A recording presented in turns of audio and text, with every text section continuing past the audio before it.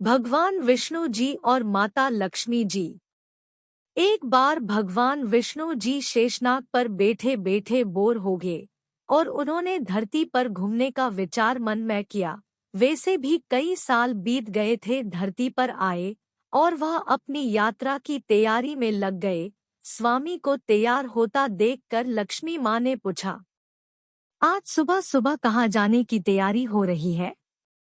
विष्णु जी ने कहा, है लक्ष्मी, मैं धरती लोक पर घूमने जा रहा हूँ। तो कुछ सोचकर लक्ष्मी माँ ने कहा, हे देव, क्या मैं भी आपके साथ चल सकती हूँ? भगवान विष्णु ने 2 पल सोचा, फिर कहा, एक शर्त पर।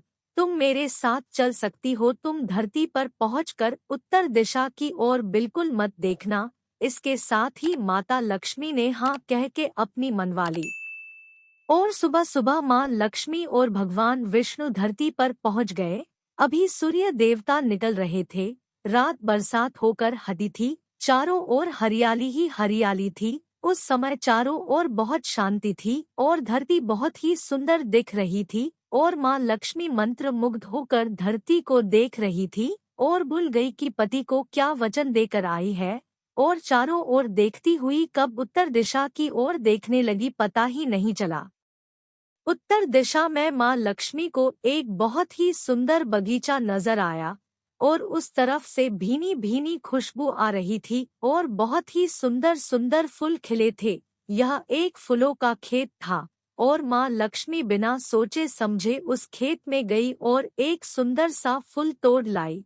लेकिन यह क्या, जब माँ लक्ष्मी भगवान विष्णु के पास वापस आई तो भगवान विष्णु की आंखों में आंसू थे। और भगवान विष्णु ने माँ लक्ष्मी को कहा कि कभी भी किसी से बिना पूछे उसका कुछ भी नहीं लेना चाहिए और साथ ही अपना वचन भी याद दिलाया।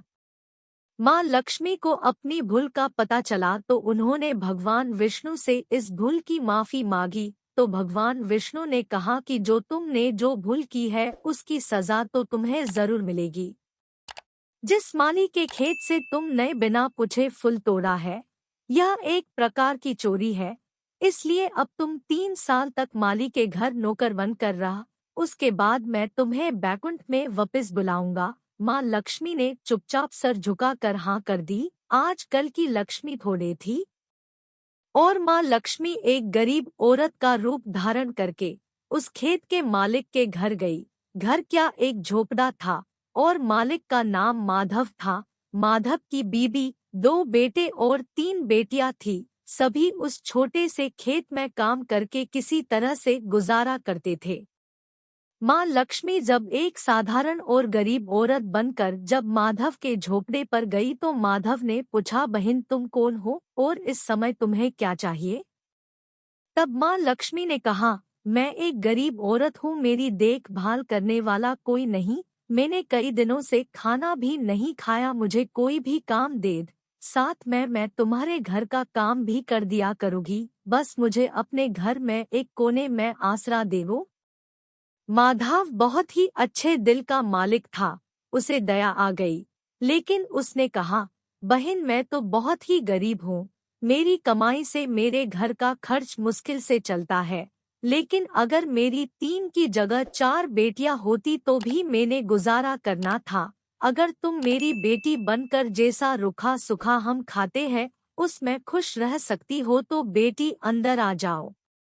माधव ने माँ लक्ष्मी को अपने झोपड़े में शरण दे दी और माँ लक्ष्मी 3 साल उस माधव के घर पर नौकरानी बनकर रही।